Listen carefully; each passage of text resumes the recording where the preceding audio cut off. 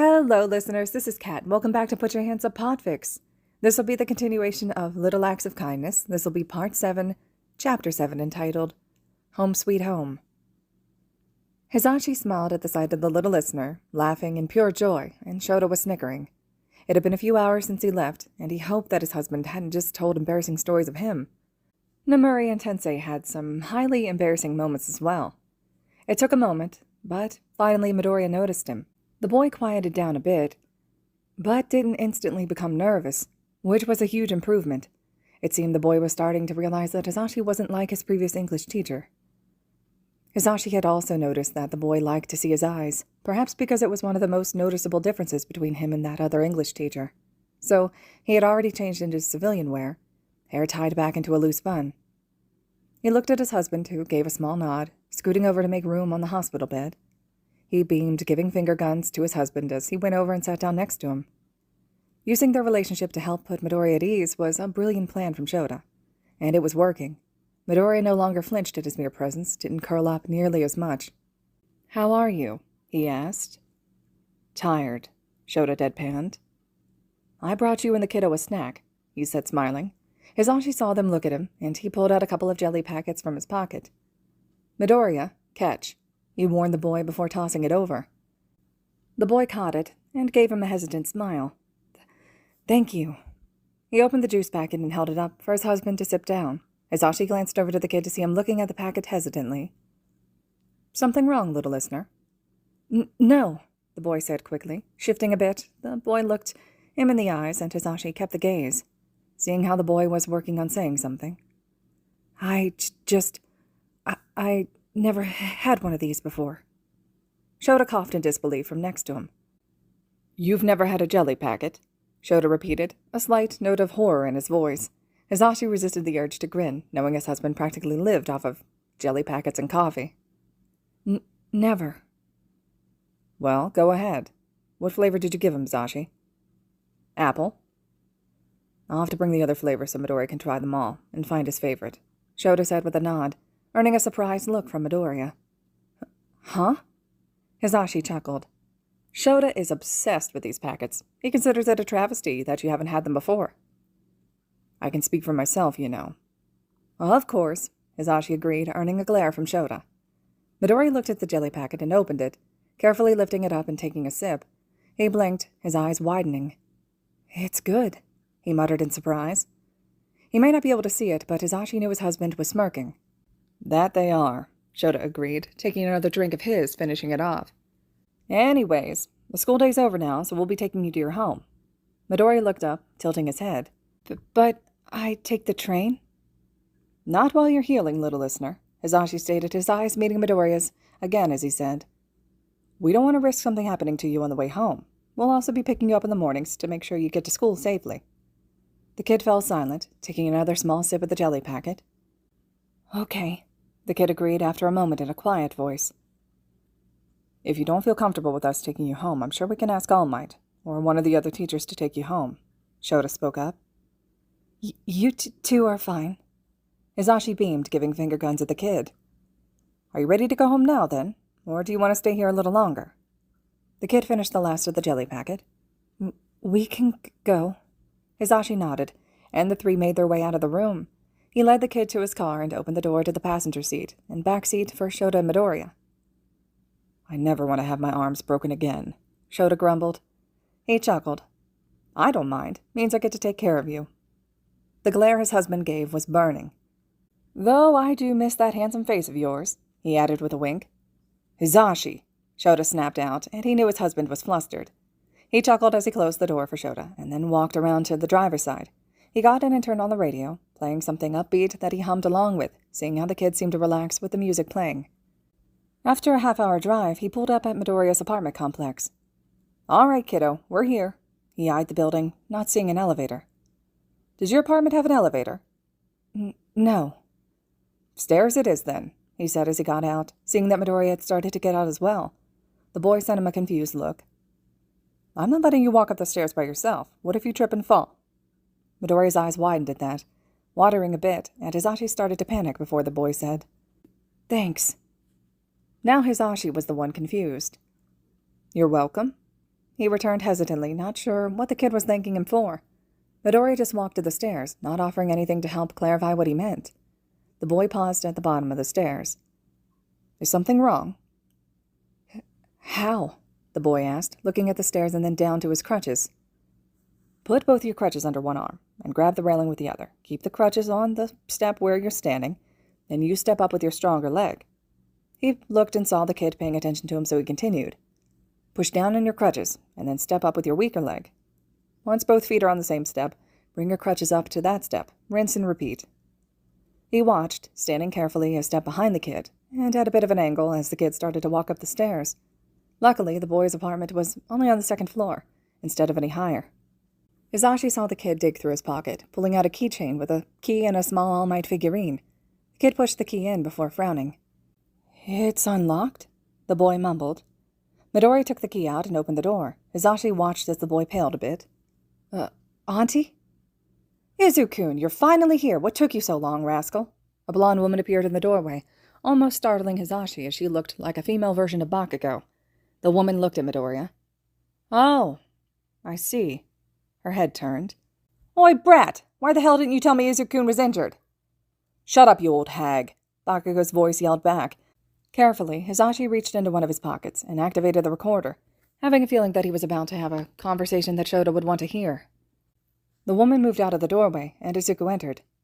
And who the hell are you? The woman asked, turning to him with suspicious eyes. Yamada Hisashi. I'm one of Midoriya's and Bakugo's teachers at UA. Her expression changed, and she smiled. Ah, sorry, my name is Bakugo Mitsuki, Katsuki's mother, and this rascal's aunt, the woman said, reaching over and ruffling Midoriya's hair, causing him to flinch. She sighed.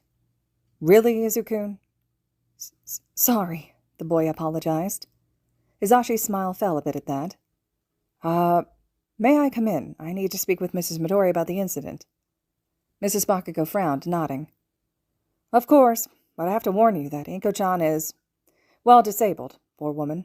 Brat, go bring your aunt into the living room, she screamed into the apartment. Shut up, the boy yelled back, but there was the sound of footsteps from inside.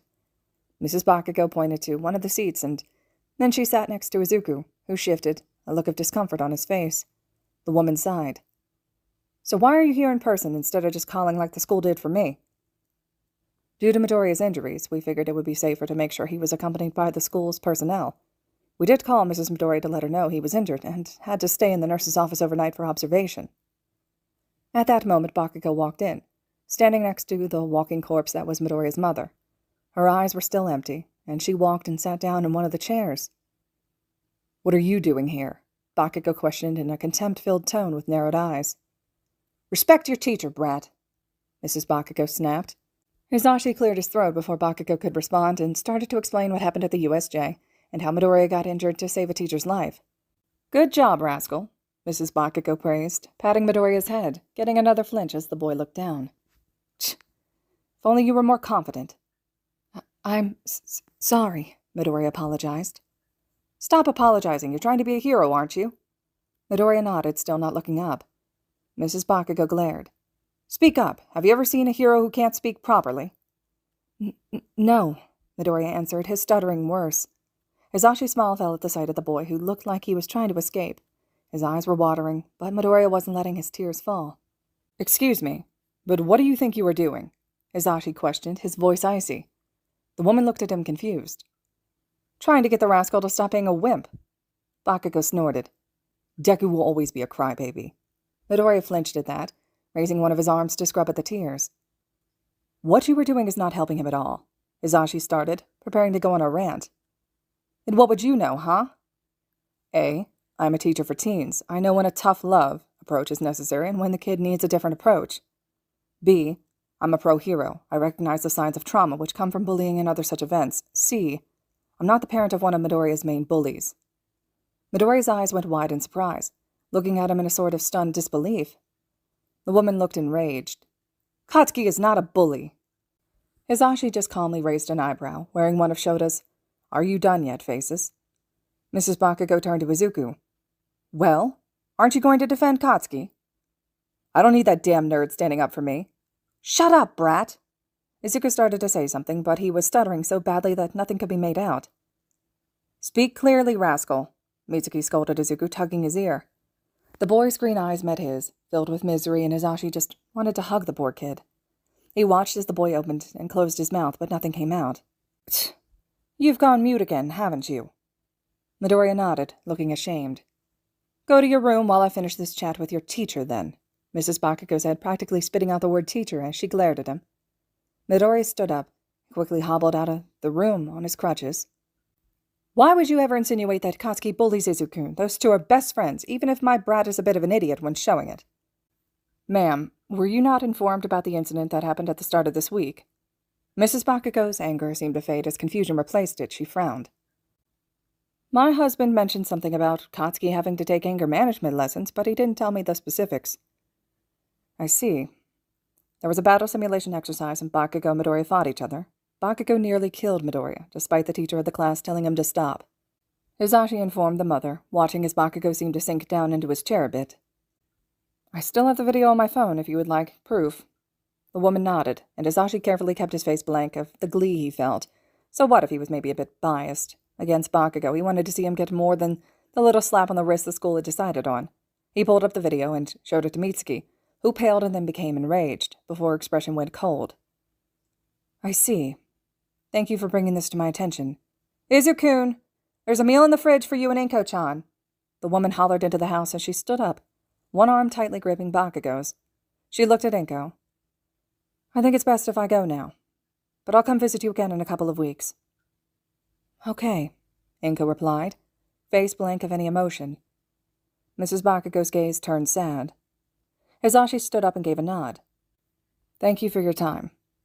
He tried his best to keep his voice even, to not show how he felt, the anger that burned at this situation.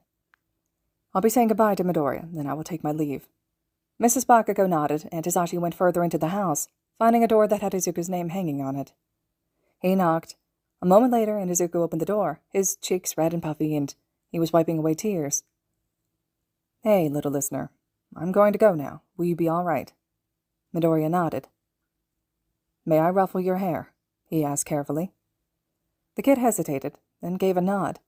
Hisashi smiled and gave the hair a quick ruffle. You're a good kid, all right? Don't feel pressured to speak if you don't want to, yeah? Midoriya gave a small, shaky smile and a thumbs up. I'll pick you up Monday around 7:45. He got a nod in response. Hisashi shot the kid some finger guns and then headed out, turning off the recorder as he did so. Looking down, he saw the Bakugos getting into a car and driving away. He went to his own car and saw Shota waiting there, staring at the retreating vehicle with narrowed eyes. He got into the driver's seat and sighed. Poor Midoriya. What happened? Shota growled. Why was Bakugo in Midoriya's house? Apparently Mrs. Bakugo is Midoriya's aunt, he said. He started the car and drove toward their house. I did record it as well. Do you want to wait for the recording, or for me to tell you what went down? Tell me. So as he drove, he relayed the gist of the conversation. Shota growled by the end of it. She made him go mute. Yeah, she mentioned it again, so it sounds like a common occurrence for him around her. And was Mrs. Midoriya still a walking corpse? Shota questioned, using the nickname Hisashi had given her. Yes. Shota groaned. This just keeps getting better and better, he muttered sarcastically. Hisashi shook his head. Nothing we can do about it, unless we can get proof that Mrs. Midoriya is mistreating him, but then he would enter the foster system. That would be even worse. We'll figure something out, Sho. Yes, we will. All right, listeners, this concludes Chapter 7 of Little Acts of Kindness. Chapter 8 will be next. Hope you all are still enjoying, and as always, thank you so much for listening.